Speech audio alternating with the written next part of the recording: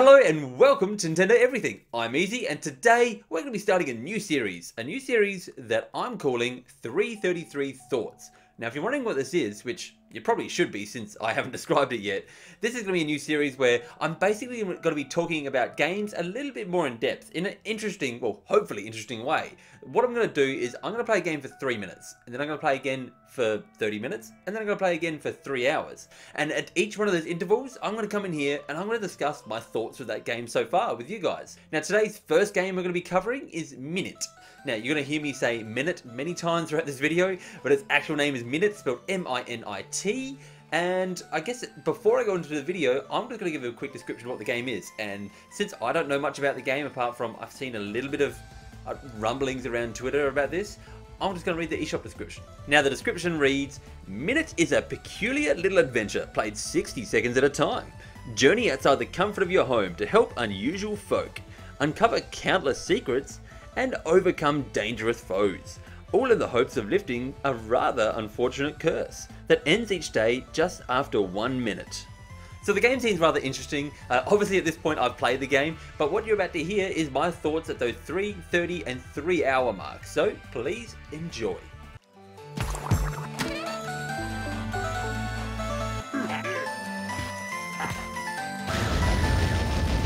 Turns out playing 3 minutes of a game doesn't actually last all that long. But playing 3 minutes of Minit is actually longer than you think because it allowed me to get 2 and a kind of a half playthroughs into this game.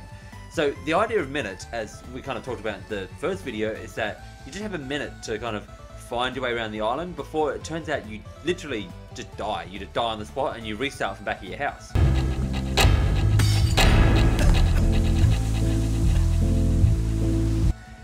It's kind of interesting, but it doesn't kind of kick into that straight away. Like, I got thrown into the house and I thought my 60 seconds was counting down, but there was no timer. So I'm running around trying to do stuff, and then I managed to actually find the sword, and that's when my timer actually started.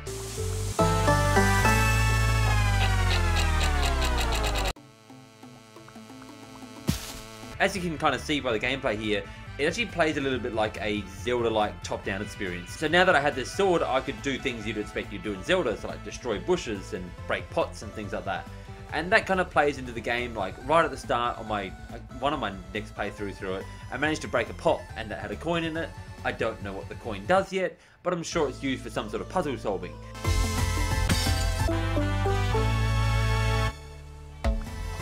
And you kind of feel that in the gameplay, because as I'm playing through it, there was a ton of areas that I just didn't know what to do. So I'd walk into a dark cave and it's like, you obviously need some sort of light here, which I didn't have, so come back at another time. And then there was, actually the very first thing that I did was walk over to where it looked like a lighthouse was. And at the front of the lighthouse was this guy and he just starts talking to me. And he talks incredibly slowly. Like he's just droning on really, really slowly. And I'm just watching my time. This is my first playthrough. And I'm just watching my timer just count down up in the top corner, just getting stressed out. But it turns out it's actually worth talking to him because as he gets to the end of his sentence and the end of my 60 seconds, it actually gets to a point where he's saying, you know, here's a secret that you follow these directions and you can get to it. Of course, I think I hit him with my sword a couple times, so I didn't actually even get to see the very end of it. So now I've got to go back there, I've got to listen to him talk about that for another 60 seconds, which is a bit annoying, but I guess that plays into the fact that this is going to be so quick and so fast each playthrough that you're not going to really mind doing that, because at the most time that's going to waste is 60 seconds, and then I'm back into the game again. So there's not really much else I can say after only playing 3 minutes of this game. I suppose I can talk about the art is just really stands out, because it's just black and white, and you play as a round thing with a duck mouth. I don't know what the deal of that is. Like, they wanted to go as minimalistic as possible with this, but I guess it suits the game. It doesn't really need to have some sort of super duper pixelated cool looking art style. It can just be plain and it still works in the way it does. I almost feel like I'm already stuck though as well, because there's still plenty of ways I can go, so I won't be stuck for hopefully long. But I feel like it's going to be one of those games where I'm going to be sitting there sometimes scratching my head going, what am I going to do next? Whether it does get like that, we'll find out, but that's how it's feeling at the moment. I guess another thing that kind of stood out to me was that no one actually talks to you. They do talk to you, but you don't talk to them. They'll just start speaking. There's no action button to start speaking to them. In fact, when I tried to start speaking to someone with an action button, I pressed the B button, which kills you. You just drop dead on the ground. So that was a harsh way to kind of find out what the B button does.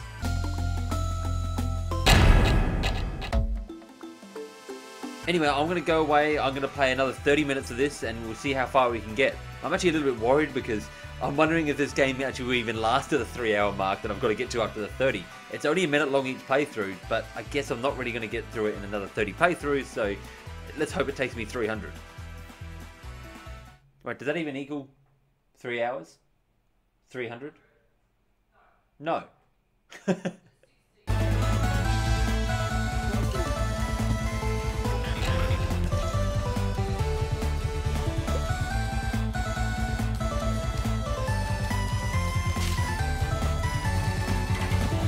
Alright, I'm back. I'm now 30 minutes into the game and I have some more impressions for you guys. So first of all, I think I'm about halfway through this game. I don't know, it may be a little bit over. It's hard to tell. I've almost got like getting towards half the collectibles, but by the time I finish the game, I don't think I'm going to need all these collectibles. In fact, I'm pretty sure you won't need them all anyway. So I'm guessing I'm about the halfway mark. Next, I am going to try to keep this as spoiler free as possible. I feel like because the game is going to be quite short, any kind of puzzles and stuff that I spoil out there is really going to kind of ruin a big part of the game for you guys. So I'm going to try and describe them in as little detail as possible where possible.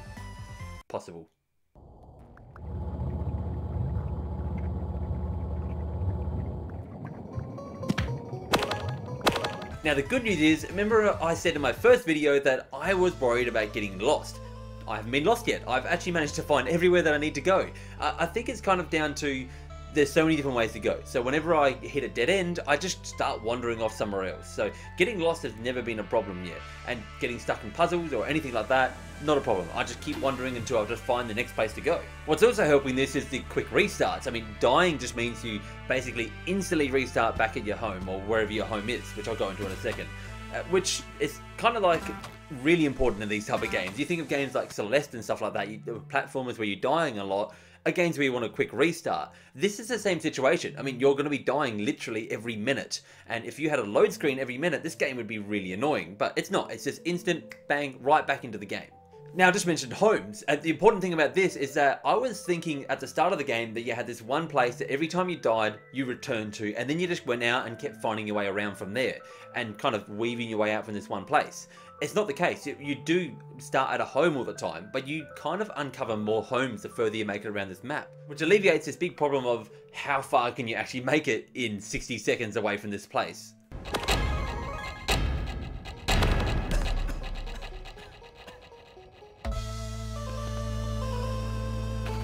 Another thing that I was worried about that I can't remember if I mentioned in the first video was whether items were going to be permanent. So if I pick something up, and obviously the sword that you pick up at the start of the game was permanent, but I was wondering about other things that I pick up.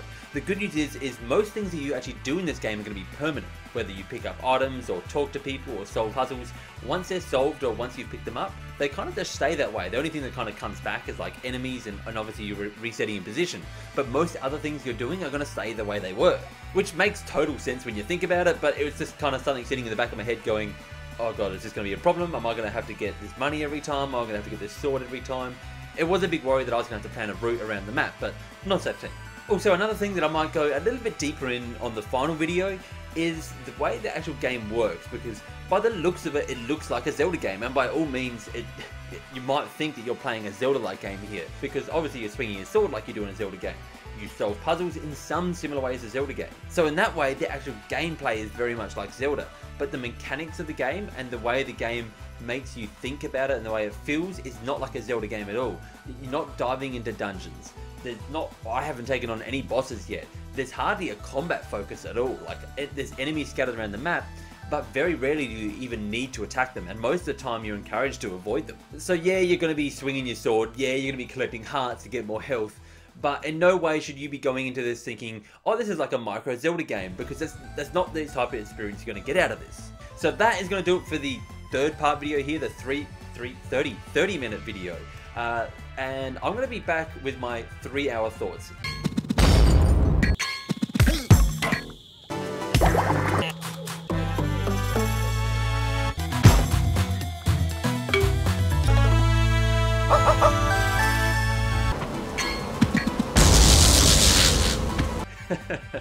So I am officially an idiot. Obviously I've played 3 hours at this stage. I finished the game a second time, and the reason I'm kind of calling myself an idiot here is because I didn't need to do this second run the way that I did. So basically, I had to look up a guide online because I got stuck, which I'll go to in a second.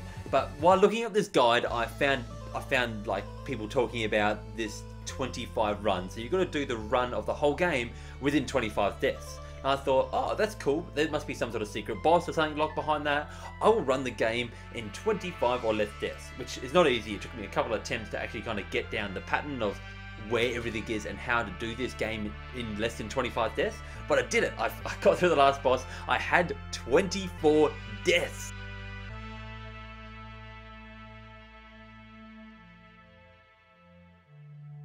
And then what happened? Well, nothing. Because it's an achievement. It's a trophy. It's nothing to do with a Nintendo system. So it was a complete waste of time. It was fun. Like, don't get me wrong.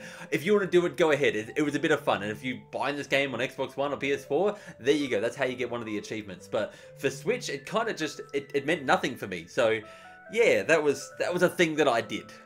Anyway, so I mentioned that I got stuck part of the way through this game. There's a spot, I'm not going to describe the spot that I got stuck because, apart from saying it was this ghost thing, because I don't want to spoil the actual puzzle. But there was a spot that I got stuck. There was the only spot throughout the game, and I had to look up how to get through it. I recommend doing the same if you get stuck. Don't sit there and bang your head against the wall for too long. Eventually, just look up a guide.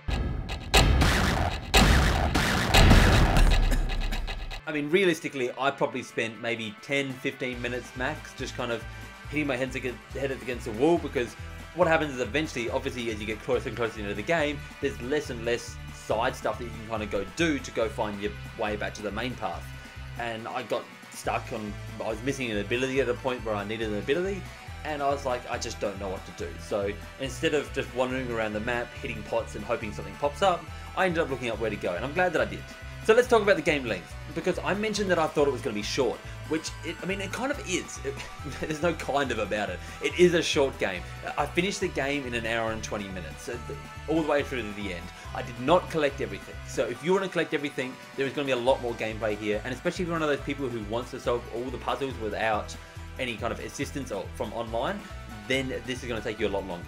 The game does track everything you've collected, so I feel like that's a good thing, and it's an easy way to kind of know what you're missing and what you're not.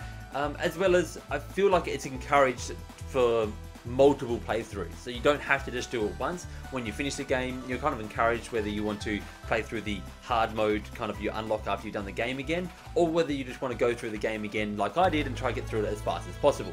It's definitely encouraged to do more than just the base game. But at the end of the day, that's why I kind of recommend this game as one that don't go out and just buy as in, I get one game a month and this is kind of the game that I want to buy that month.